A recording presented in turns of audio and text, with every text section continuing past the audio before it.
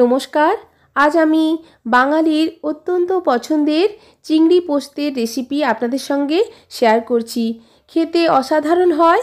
গরম গরম সাদা ভাতের সঙ্গে এই রকম চিংড়ি পোস্ত সার্ভ করুন, খেতে দুর্দান্ত লাগে। খুব সহজে, খুবই কম উপকরণে চটজলদি তৈরি হয়ে যায়। অবশ্যই রেসিপি ট্রাই করবেন। প্রথমেই চিংড়ি মাছ ভালো করে পরিষ্কার জলে ধুয়ে নিয়ে পরিমাণ মতো লবণ হলুদ মাখিয়ে ম্যারিনেট করে আমি আধ ঘন্টা মতো রেখে দিয়েছিলাম। এরপর একটা ফ্রাইং প্যানে পরিমাণ মতো সরষের তেল ভালো করে গরম করে একে একে চিংড়ি মাছ দিয়ে দিচ্ছি। গ্যাসের ফ্লেম মিডিয়ামে রেখে এক সাইড ভালো করে ভাজা হলে অপর সাইড ভাজার জন্য উল্টে দেব। চিংড়ি মাছ হালকা করে ভেজে নেব। চিংড়ি মাছ বেশি ভাজা যাবে না। চিংড়ি মাছ বেশি ভাজা হয়ে গেলে চিংড়ি মাছ কিন্তু শক্ত হয়ে যাবে। হালকা করে ভেজে প্লেটে তুলে নেব।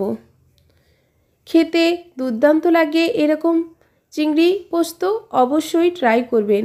দেখুন হালকা করে আমার মাছ ভাজা হয়ে গেছে। এরপর প্লেটে তুলে নিয়েছি। অপরদিকে একটা মিক্সিং জারে পরিমাণ মতো পোস্ত নিয়ে নিয়েছি। 5-6 চামচ মতো পোস্ত আমি ব্যবহার করেছি। একটা কাঁচা লঙ্কা অ্যাড করে বেটে নিচ্ছি। অপরদিকে ফ্রাইং প্যানে আবারও 1 চামচ সরষের তেল অ্যাড করে দিয়ে দিচ্ছি 1 চামচ মতো কালো জিরে ফোড়ন। ফোড়ন থেকে সুন্দর গন্ধ বেরিয়ে এলে দিয়ে দেব বেটে রাখা পোস্ত ও মিক্সিং জারে দেখুন সামান্য একটু জল অ্যাড করে দিয়ে দিচ্ছি ফ্রাইং প্যানে। ভালো করে মিক্সড করে দিচ্ছি। এইভাবে আমি কয়েক সেকেন্ড নাড়াচাড়া করে নিয়েছি পোস্ত। এরপর অ্যাড করে দিচ্ছি 1 কাপ মতো জল। বেশি জল অ্যাড করার প্রয়োজন নেই। 1 কাপ মতো অ্যাড করে দিচ্ছি জল। যেহেতু জল অ্যাড করেছি সেই অনুযায়ী আমি সামান্য একটু পরিমাণ লবণ অ্যাড করে দিচ্ছি। ফুটে এলেই পোস্ত দিয়ে দিচ্ছি একে একে ভেজে রাখা মাছ। গ্যাসের ফ্লেম লোতে রেখে মাছ অ্যাড করেছি। দেখুন এক সাইড কিছুক্ষণ রাখার পর উল্টে দিচ্ছি এইভাবে, যাতে করে পোস্তর একটা সুন্দর ফ্লেভার মাছের মধ্যে চলে আসে।